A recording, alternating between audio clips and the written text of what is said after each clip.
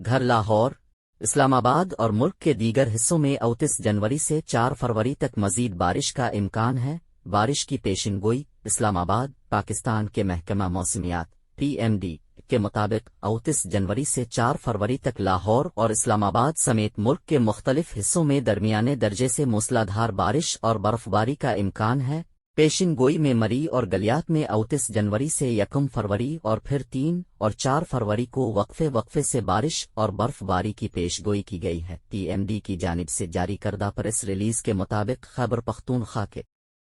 مختلف علاقوں بشمول چترال، ڈیر، سوات، ایبٹ آباد، مانسہرہ، ہری پور، کوہستان، شانگلہ، بونیر، کرک، خیبر، پشاور، چارسدہ، نوشہرہ میں بھی بارش اور برف باری کا امکان ہے۔ سوابی، بونیر، باجوڑ، کرم، وزیرستان، کوہاٹ، بنوں اور ڈیرہ اسماعیل خان 29 جنوری سے 4 فروری تک وقفے وقفے سے